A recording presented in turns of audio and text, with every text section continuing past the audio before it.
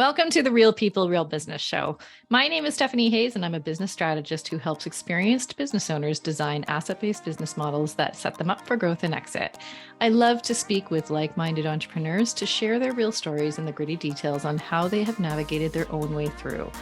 On this show, you won't hear about the glamorized entrepreneurship journeys that you see online, and you won't be told how to make six figures in 6 weeks. Instead, you can expect to hear real, vulnerable, and inspiring stories that you can relate to that have helped create the foundation for each of our guests' businesses.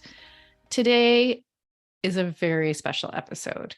This is episode 100. We have published 100 episodes, and I had to think hard about who I wanted to invite for my milestone episode. And it was a very clear choice to me. And so I wanted to welcome and introduce you to Mr. Jame Healy. Jame is basically my lifelong business partner and colleague. We have been working together for over 25 years, and we have grown up together in the industry. We have developed similar skills. We have been through so much together, and as entrepreneurs together, building businesses together and building businesses separately as well. We have a lot to talk about and a lot of stories to share.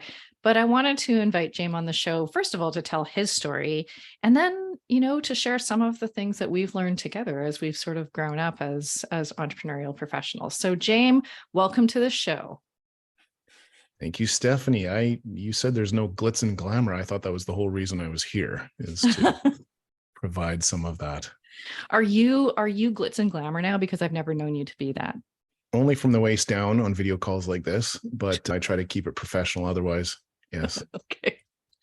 So first of all, you have to give everyone some context. So tell us a little bit about your story from the very beginning, from form all the way through to kind of where we're at right now. And then I think we're going to dive into some of the experiences that we've had together and some of the learnings that we've had together. Does that sound good? Sure. Sounds good. I mean, I guess in brief, you and I have a similar background. We both went to school, and I want to say you got a business degree initially. Communication, actually. Oh, communications. Oh, okay. Yeah, new media. Maybe I should have known that. That's right. No, I remember that now. Yeah. So I started going down kind of a BCom route and switched into economics and went into graduate program in econometrics and really nerdy stuff like that. Yeah. You got to stifle a little bit of a dry heave there. But economics and mathematics, the really fun stuff. And following that, I actually did my first work as a consultant working with this organization that was sponsored by McKinsey and also the universities. And I got paired up with a team from McKinsey and started doing my initial work there, and then ended up staying with them for a couple more years. And McKinsey is, in case I know you know, but in case your viewers don't know, is a consulting firm, a fairly large one. So did that for a few years. And, for me, I guess suffering from attention deficit disorder. I can't remember what the H stands for. I know it's ADHD. Hyperactivity. Yeah, okay. So for me, it's just attention deficit disorder. Amongst all your other disorders. Yes. I got a bunch of them. I put them behind my name on my LinkedIn profile if you want to check that out. But yeah, so I did that, but I was bit by the bug. And I think one of the compelling things about the consulting world is solving problems, but it's always new problems. And probably the way my brain works is I'm not really the person to come in and operate.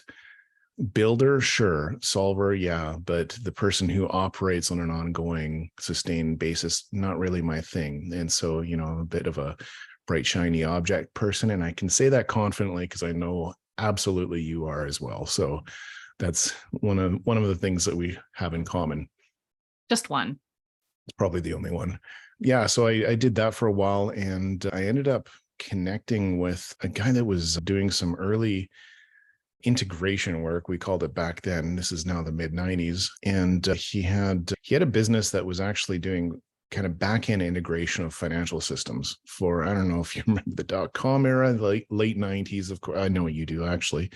But in the late 90s, everything was a .com, but there was all these financial trading platforms that were coming up. And so what we did was we integrated these snazzy front end, all the Snazzy. yes, Really snazzy snazzy. word of the day. Are we playing bingo? Like if you hit a word like that, you get to dab on, That's on right. the end, snazzy. So yeah, we would integrate the front end of that to these back end massive clearing agents and call them clearinghouses in the US to process trades and that. So that's really where I kind of started in the technology area. So less involved in the graphics design, though we did have a graphics design front end, but I got more involved with the back end.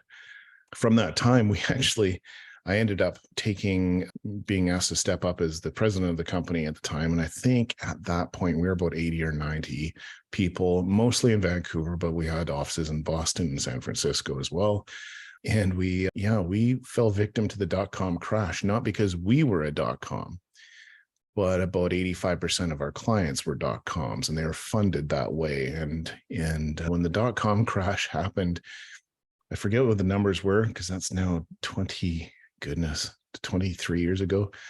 I want to say that I was at least a couple $1 million in receivables that were not just at risk, but had very little likelihood of being paid. And our monthly run rate, the monthly nut, as they call it, was about $1 million, just shy of $1 million.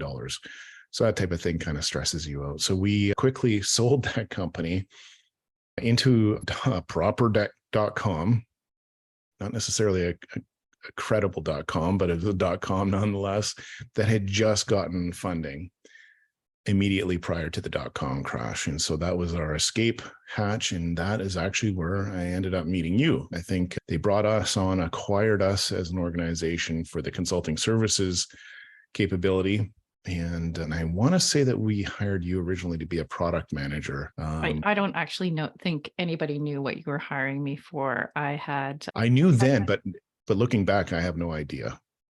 So I was recommended to be hired as an HTML programmer. And then you and I met and I'm like, what, HTML programmer? And you're like, you're not an HTML programmer. I'm like, no. And so anyway, we hit it off, as you say. Yeah. And I think I came on as like, some type of program or product manager or something like that. I remember that now, because one of the principals of the organization was excited because he had a really good HTML programmer. And I said, HTML is not programming, like, just to be clear.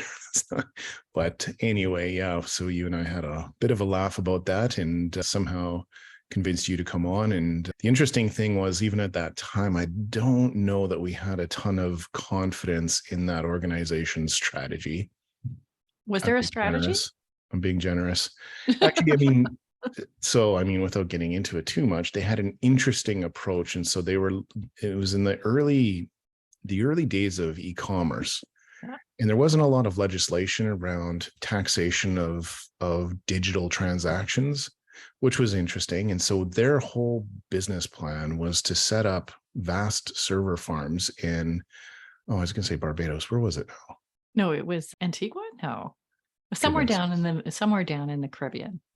Yeah, Bermuda. That's right. Yeah, it was a B word. Anyway, so it was Bermuda. They were setting up because Bermuda had, advantageous tax legislation. So the idea was, we're going to put all of these servers in Bermuda. And because that's the point at which you could argue the actual transaction for whatever e-commerce good was going to happen, that's the tax jurisdiction that should apply. Anyway, it was an interesting thing. It was probably not terribly well executed, but we found within about a year and a half, they approached us and said, yeah, we're closing the doors. And, we probably only have a few months left at best, but if you want to leave early, we'll be letting the staff know in about 60 days that they have 30 days. And so a couple of us put our heads together and decided we're going to buy out the former company. The company that we sold, that they acquired of ours, was called Form Consulting. And so we bought it and we launched, within days, company called Synaptic, which again focused on integration, and we are a Microsoft partner, and we were doing really deep integration for large, sophisticated enterprise systems. But even when I describe it that way, I have to stifle a yawn. I get it. So Well, not going to lie though, I get a little bit weepy thinking about Synaptic. So talk a little bit about Synaptic was a bit of an entity, right? It was a bit of an enigma, right? It was successful. It had a brand, and I think the reason that it was successful was due to the Present company focus. excluded. Yeah, I think that it was due to the focus. And what's interesting about Synaptic is how the culture of the organization developed. And I think we got up to what, 60, 70 people at one point in time. And those 60 or 70 people still like make an effort to see each other Oh to yeah, this day, no, 20 we years had this later. past Christmas, we all got together. It's weird. Yeah. I mean, to roll the story forward a couple of years, we ended up selling Synaptic. So that would have been '05. So it was founded in 2002, not long after the dot-com crash, like I said, a year and a half after selling the first company Form. And yeah, so 2002, we started November. And by November 2005, we were again acquired by another company. But in those 3 years, yeah, I would say the interesting thing was I knew there was some peers in our area. So working with Microsoft was interesting because Microsoft is an organization. They're obviously huge, but they're one of the few organizations that was, I hate to use the term, it's in their DNA, but they were built from the ground up as a partner-oriented company. So it's at Microsoft, it's all about partners. In fact, partners in some ways are treated better than some of their own internal groups. And I think of their services groups at the time specifically. Partners are really seen as an asset and supported as such. And so when we would go to events and we would be working with Microsoft, we happened to work with an area of Microsoft or a product set that really no one else focused on at all. And it was very technical. It was kind of one of these boring things because it didn't have a visual interface, really. It was a piece of software that was difficult to use.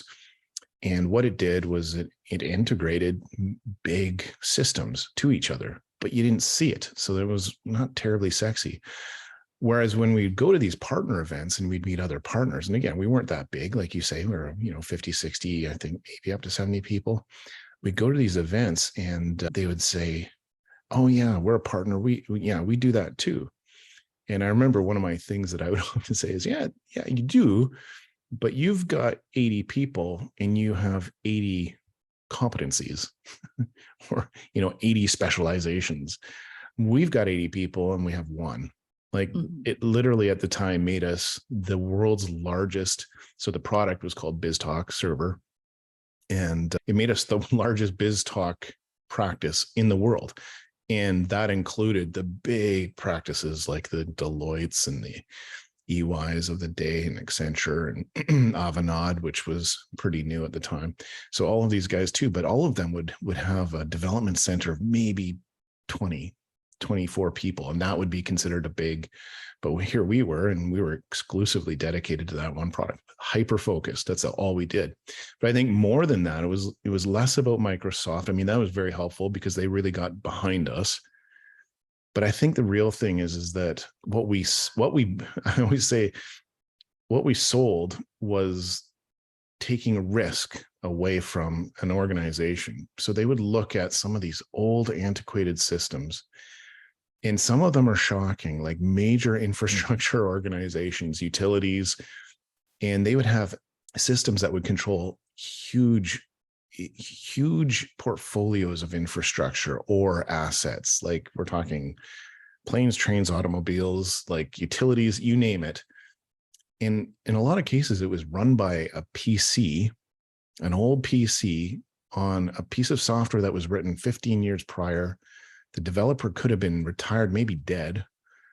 And it was sitting, I remember vividly one case, and this is a rail company, a big rail company. And one of their biggest switching apps was run on a PC. I want to say something like 486 or one of the early Pentiums.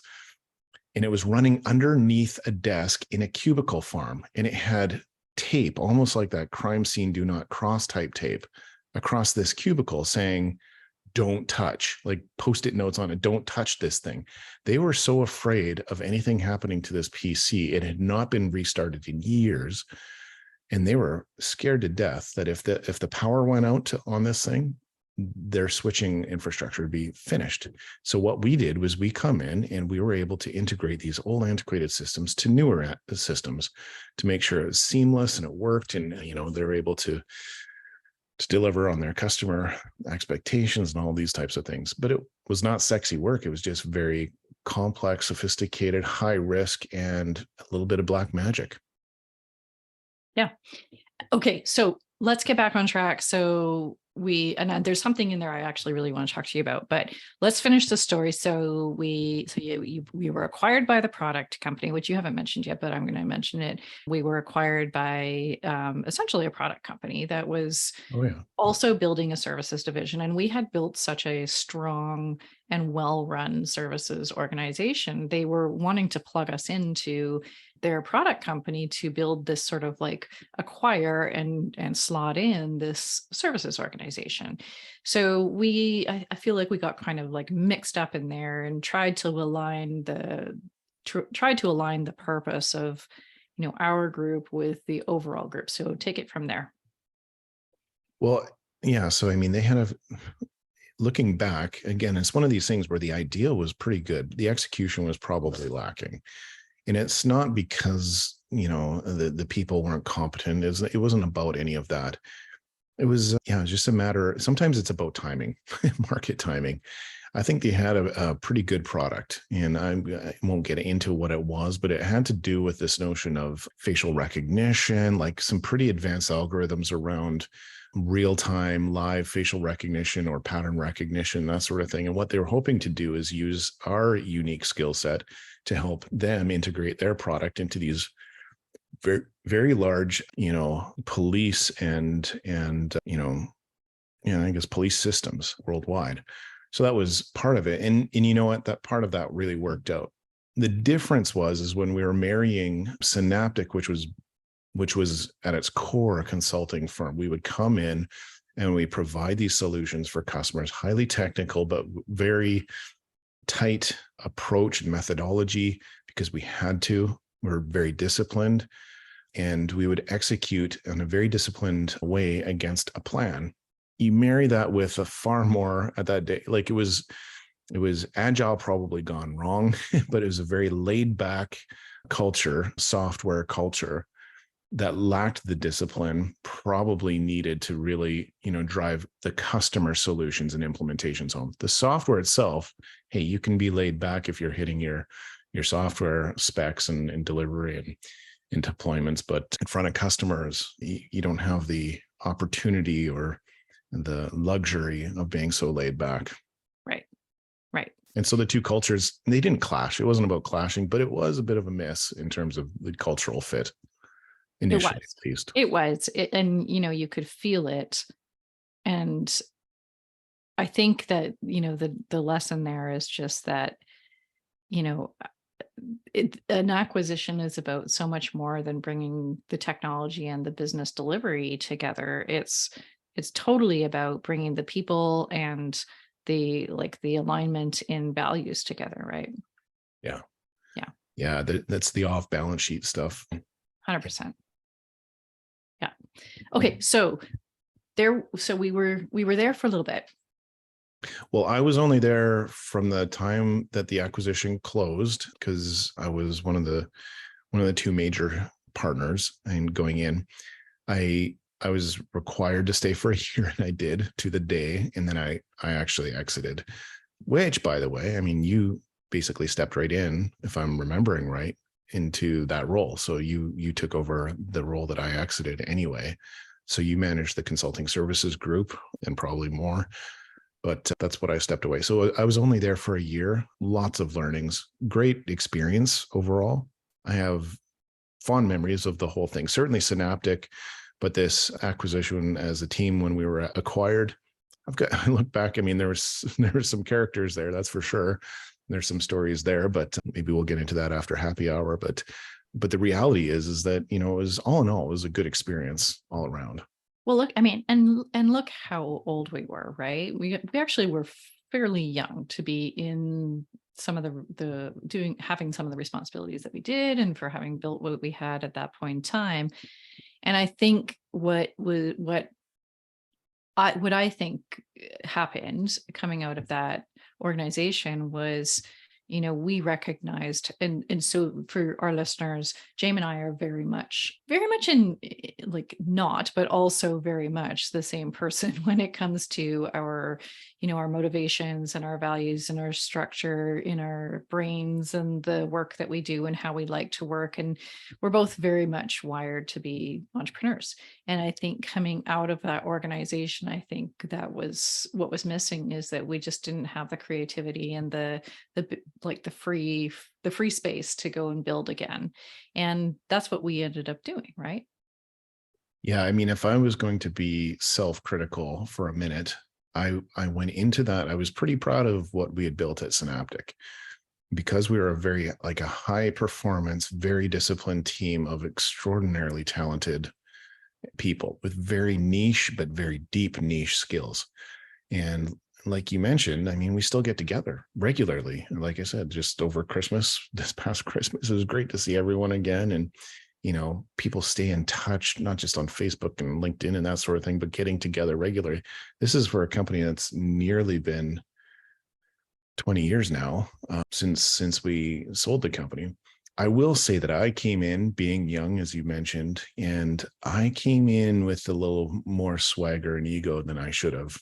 The reality was Synaptic was the profitable. Like, we came in and we were generating great revenue in a very niche area. Our market value was high. Our culture was great. I mean, as disciplined and skilled and all those things, and it's all true.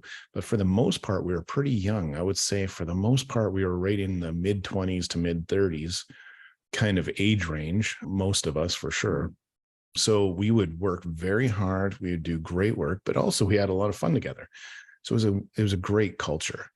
And then we come into this software company that had really never earned a dollar. They were pre-revenue for the most part, and they were certainly pre-profit. So, it was difficult because as one of the so-called executive team, and I say that because we had about equal headcount together coming into this.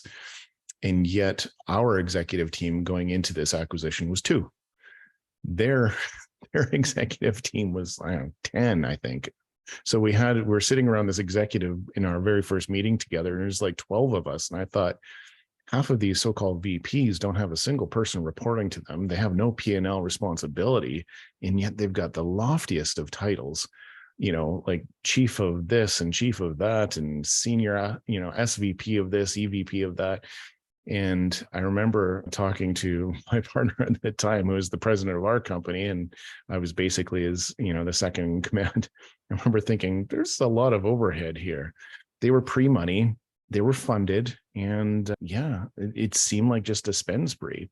And so I walked into that with a lot more ego, knowing that not only was 98% of the revenue coming from us and 100% of the earnings, but we actually had the deeper skill set, I felt like, and certainly discipline. And it felt like our products, which were really just solutions, were worth more, I felt. And so if I could wind it all back, I'd probably approach it with a little more humility.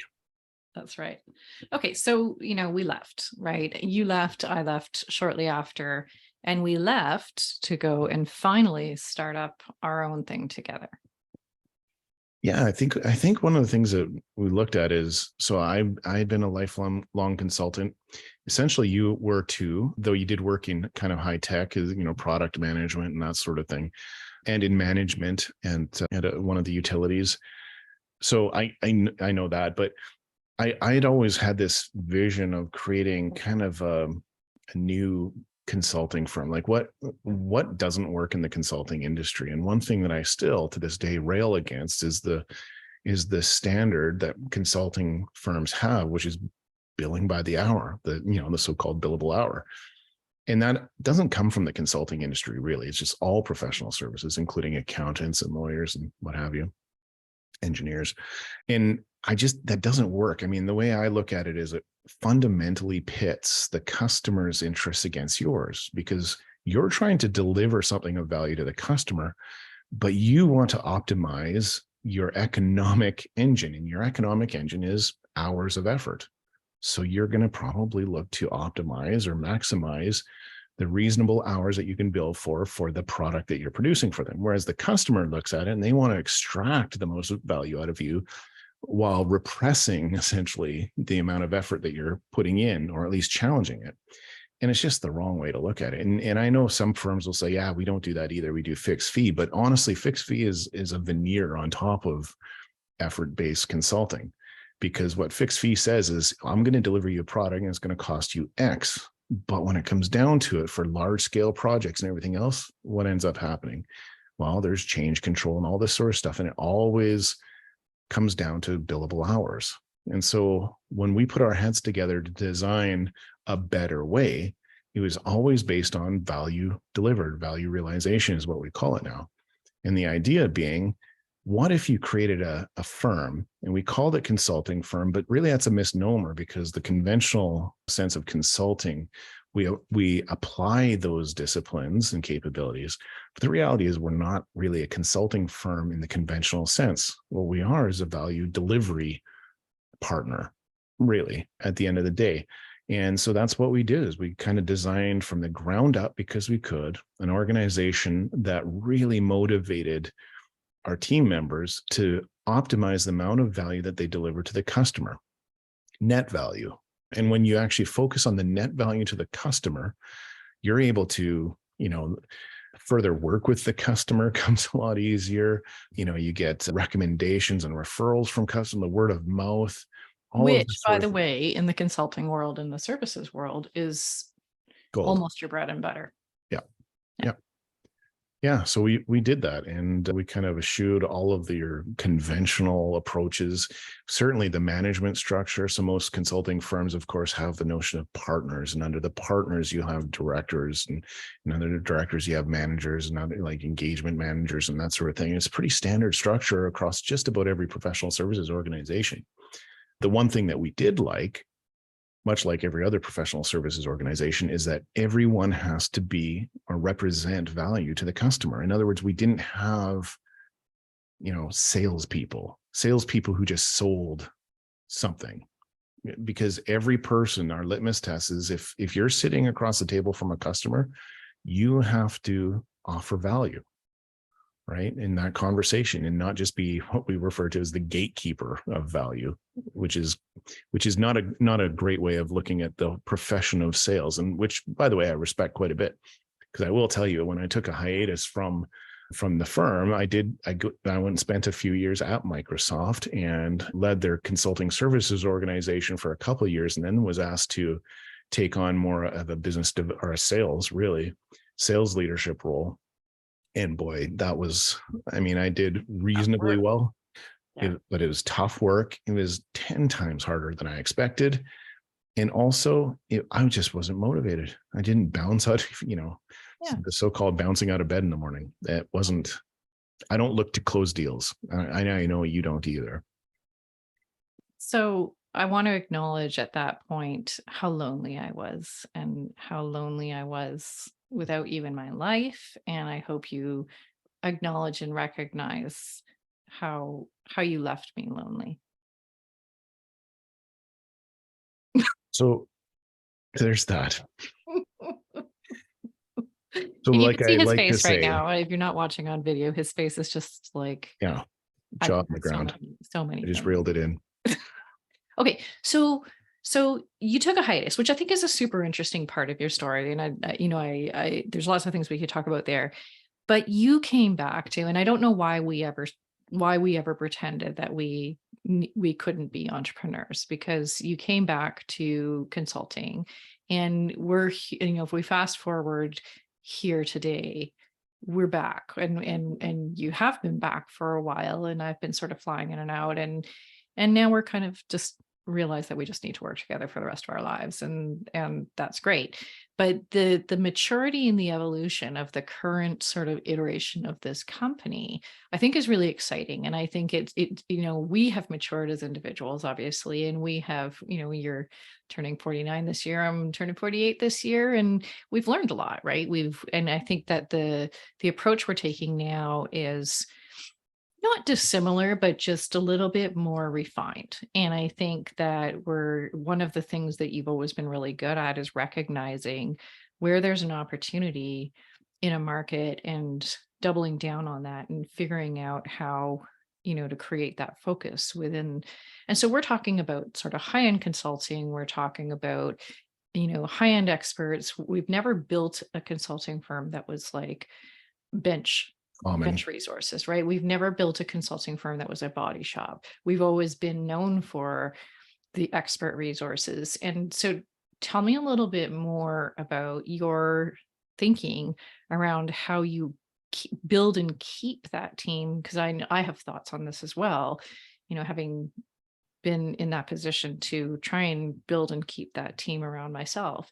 So what are your thoughts on building an organization of completely expert resources and getting them to work cohesively together and to build a book of business? I think I guess the types of competencies that we've led with, like the really deep, they've tended to be more technical, kind of in the engineering space. And this isn't specific to engineering, but really hits the engineering archetype squarely. I think one of the things is generously acknowledging the value that they bring to the table, but then also generously demonstrating that value by paying them. So, and the reason I say that is because all too often in other organizations, you will get, the so-called rock star engineers.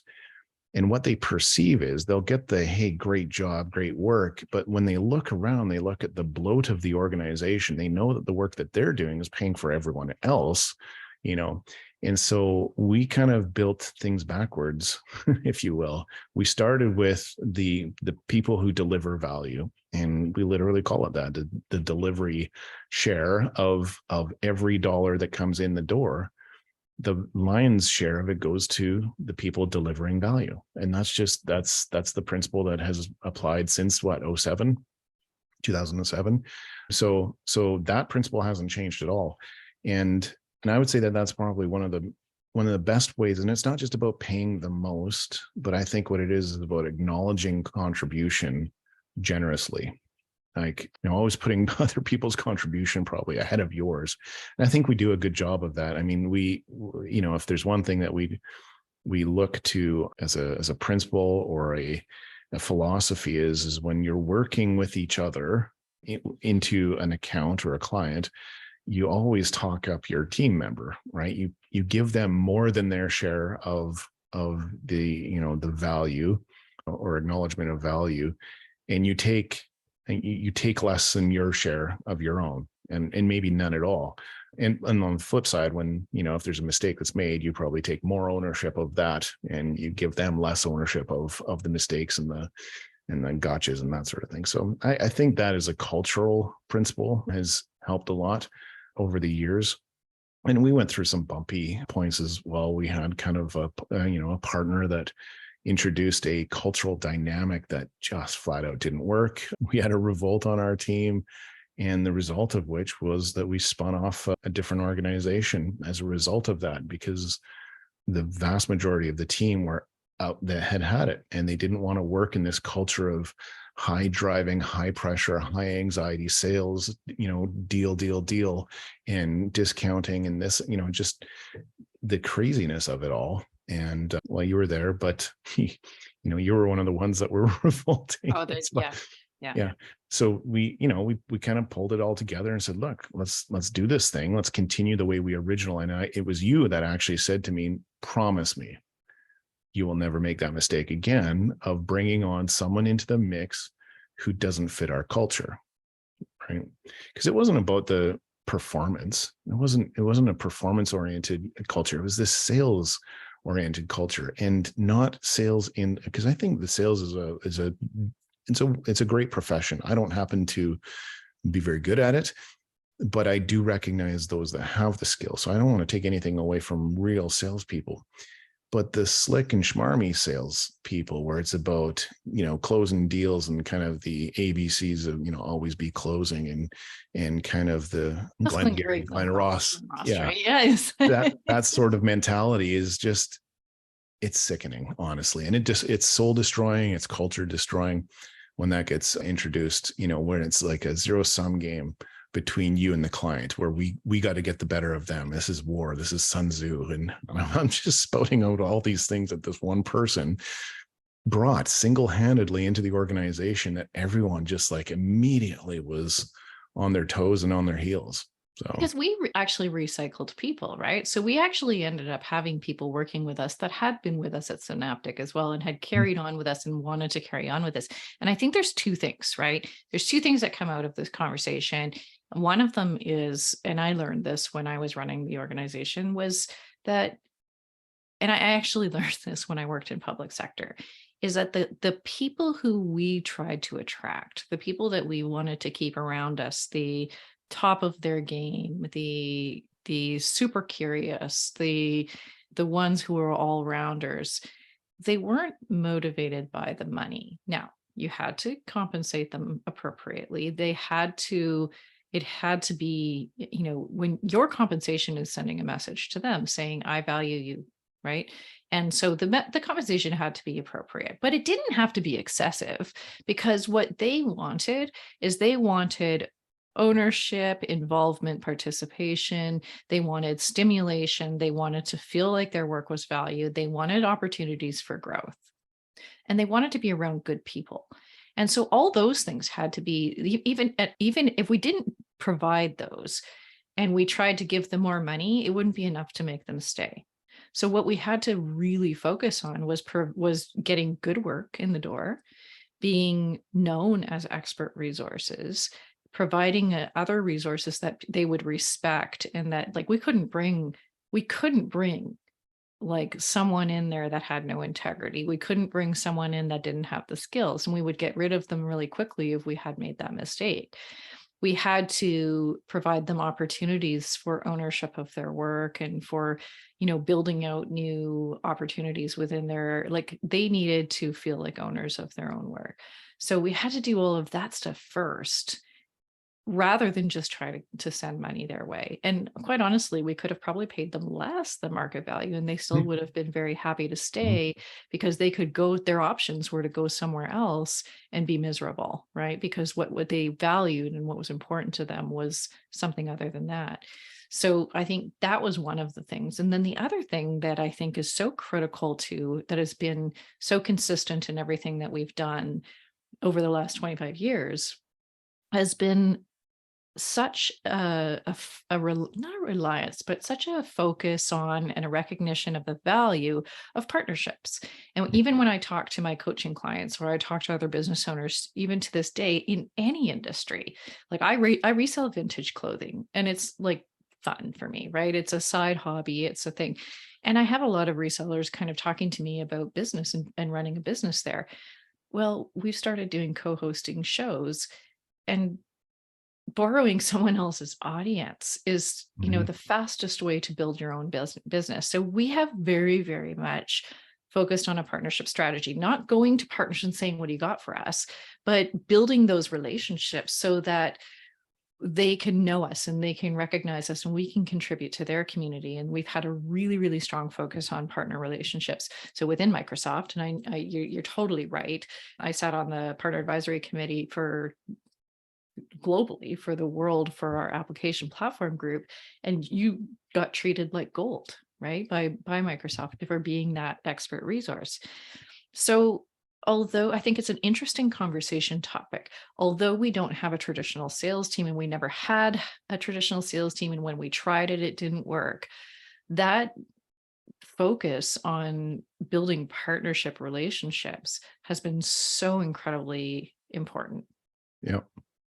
Yeah, to be clear, we actually had some great salespeople in the Synaptic days. We just never did in our current. I mean, we had people who could sell in the sense that they could sell themselves and their solution and their team, but they're not driven by the deal, so to speak. No quotas, no any of that. And in fact, we've got kind of a panel of partners currently that review, proposals.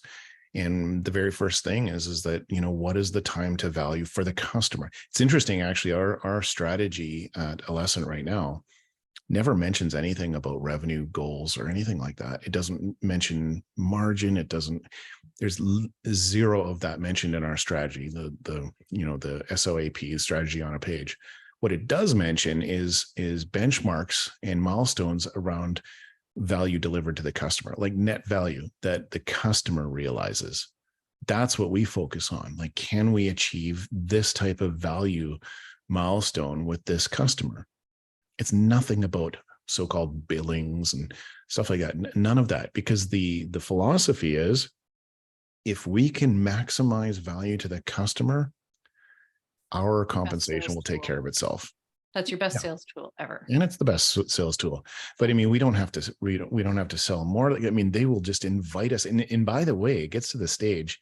This happened just the other day, is where a senior executive, C-suite executive, said, look, what you guys are doing is amazing. Can you please, our real problem is this huge operational thing. We need you guys. Would you be interested in coming on and just running this for us? By the way, that probably would have been, I don't know, an 8-figure a year value. And he said, no, no. And here's the reason, is that we're fundamentally not geared for that. The reason we provide such value in this one area is because we're extremely deep in that, very experienced, and have very deep expertise around that specific area. We do have competencies. Like, could we do it? Sure. But we're just not set up for it to deliver the same type of value. And besides, we love to do the really niche, high value stuff that we do. We love it. And going back to your, talking about the team, and we could probably pay, people as possible. But what I would say is, like, it's about generously acknowledging people's contribution and their value to the team, but that has to be backed up by demonstrating it with the compensation. Because if you have an overweighting of either, I think you get like an imbalance where you get a lot of slaps on the back saying, hey, fantastic job, but the pay isn't commensurate with that type of recognition. Or you get paid really well, but don't get the recognition. In both cases, that's a recipe for dissatisfaction at best, and possibly even just a poor culture or dynamic. But as you know, one of the things that we've always said is we don't hire for expertise and experience.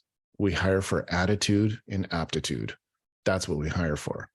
So with the right attitude and the right aptitude, that your ability to grow and learn and apply, I mean, experience just comes with time, simply comes with time, and expertise is simply an investment.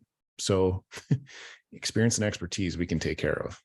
And we've done it, right? We've looked at, I think we're at that point in our lives where, we look at a situation or we look at a problem in a business, and, we'll figure it out, right? And our clients hire us because of who we are, not because we have this certification or that certification or this, particular technical skill. It's because they know that we're going to solve the problem because of who we are on the soft side. And I think that when, it's an interesting conversation topic, because I have bounced around. I had a moment there where I did bounce around between, I was off on my own kind of freelancing, and I bounced around between a few different little consulting organizations, and I was just floored at how poorly run they were and how frustrating it was to be part of the organization. But I think it's a really difficult thing for a business owner to do what we're talking about, and to put people in front of them and say, go, you're like, this is yours, please take it, please, let me empower you.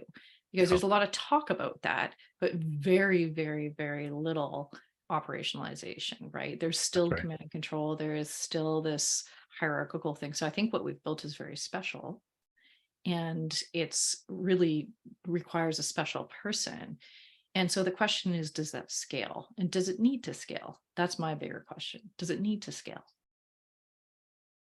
I think, well, you and I have talked about this on a number of occasions, and I forget who told me this or who mentioned this to me, but they said, I only want this organization to get to the size where, like, when I start forgetting people's spouses or partners' names, that's an indication to me it's bigger than I want it to be.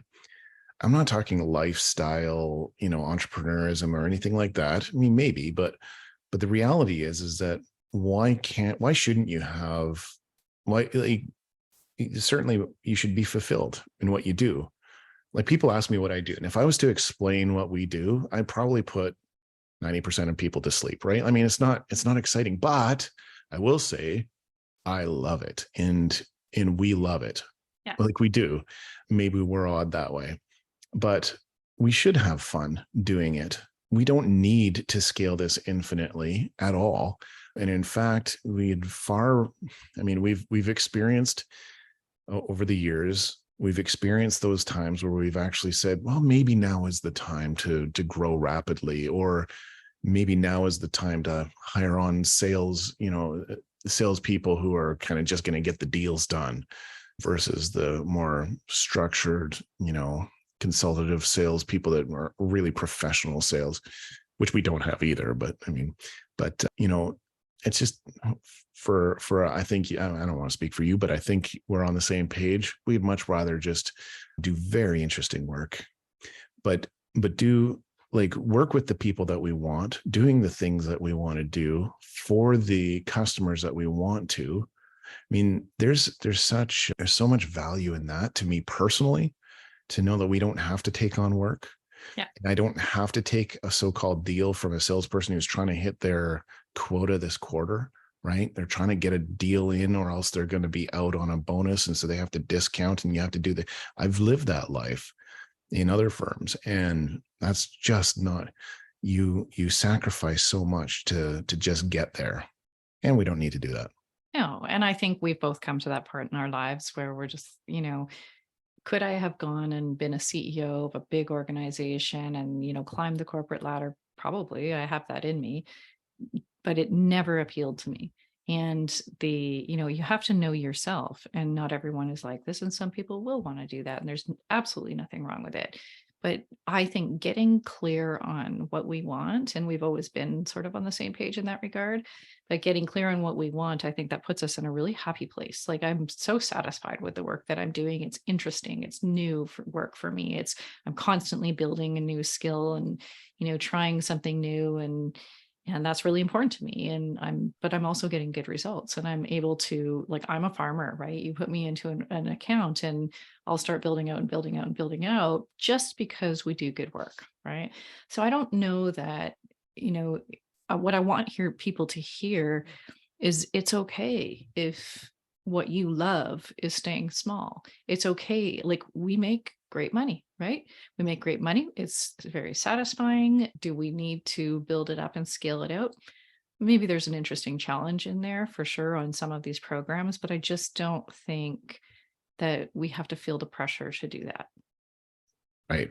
Now, I don't think we're looking to scale the firm so much as we are looking to leverage ourselves. In other words, we as individuals don't want to be so caught up in a single thing. We want to leverage ourselves, which doesn't necessarily mean scale. And it's interesting because all of the, contemporary, sales and marketing and operations, everything is about scale up, scale hard, scale this, scale that. Everything is about scale. And yeah, I get that. I tend to look at it about more about not lean in the technical sense of the word lean, but just be lean so that you can actually, we've got young families, both of us. I don't want to be putting in the 60 to 80 hour work weeks. That's behind me. What I want to do is I want to deliver the same value that I would have, putting in a 70 to 80 hour work week in a major consulting firm. But I want to do it on the basis of, like a 3/4 time or, 40 hour work week sort of idea. But you know. I think that also means you have to choose your customers, right? And I think that's Yes. one of the things that we have learned too. We're coming up on time, and I know that we could talk for another 5 hours, and we'll probably talk again in 5 minutes. But there's a question that Second I hour is asked. with wine, right? Is that? Yeah, another hour Yeah. with more wine. Yes. I can't believe how like appropriate we've been this whole interview. We're out of But character. Yeah. there's one question I ask all my guests, and I would love to hear your interpretation of this. But what's the difference between what we hear out there in the business world and online about business and being a business owner? What's the difference between that and what's real about being a business owner? Oh gosh. So this is for the second hour.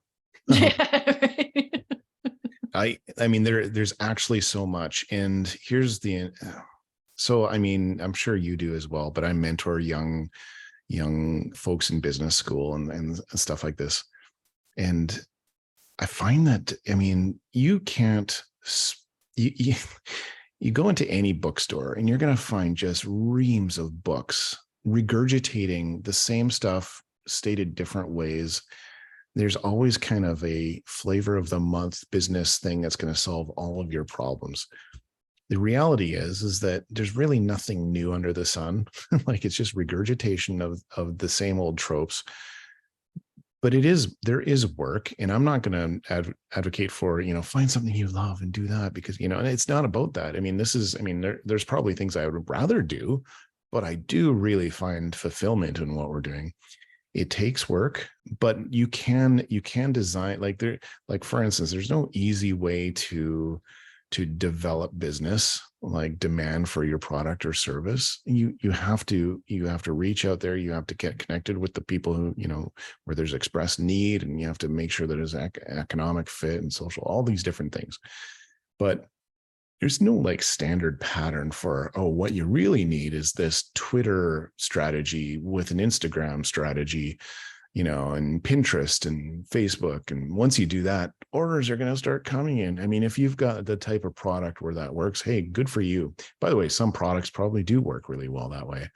Certainly not consulting services or the really advanced advisory services and portfolio services that we do.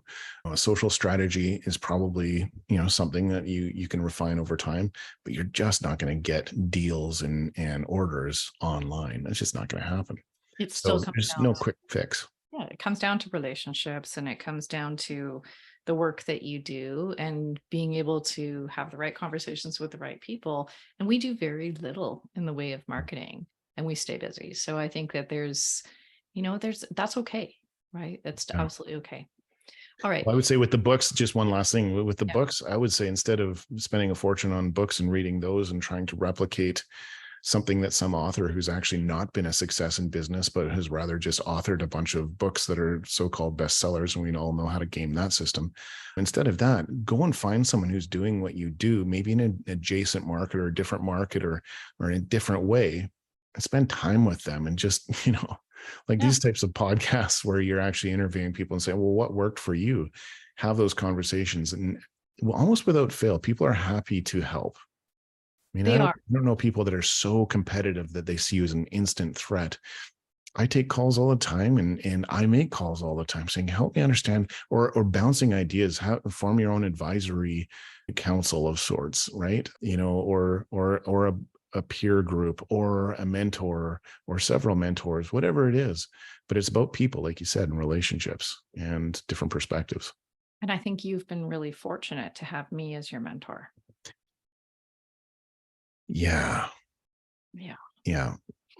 You're the wind beneath my wings. that's right. Okay, we got to shut it down. I want to thank you so much for taking the time to chat with me today. Can you tell our listeners where they can find and connect with you? Sure. I mean, I don't know. I guess I'm old school, but LinkedIn is probably the best way to connect with me and reach out and that sort of thing. But I've got a somewhat unique name. So if you do a search for Jame Healy, you're going to find me. So go ahead and do that. I am on the socials, but I'm more of a listener than a talker on the socials. So I wouldn't necessarily promote anything like that. But the company that we work with is Alescent, ALESCENT.com. But again, yeah, just reach out on LinkedIn, have a real conversation. Awesome. And we'll put all the links in the show notes so that people can find you. So that is very generous of you. And definitely, this will be the one time I say something nice to James' face, one of the most experienced, intelligent, and kind people that, one of my best friends and and my colleague and partner in crime for a really long time. So definitely reach out and grab some of his experience. So we'll just wrap up the episode. I'm so happy that we had the opportunity to talk to Jame today and hear more about how his business came to be, his experiences along the way, and what the future of the business entails. And thank you for tuning into this episode of the Real People, Real Business Show, where we get the real entrepreneurial stories and journeys that you can relate to. The show notes, resources, and links from this episode are available on my website and social media platforms. If you've enjoyed today's content, I would love for you to give us a review on whatever platform you're on to help us share these genuine stories with an even bigger audience. Until next time, keep building, keep dreaming, and keep being real.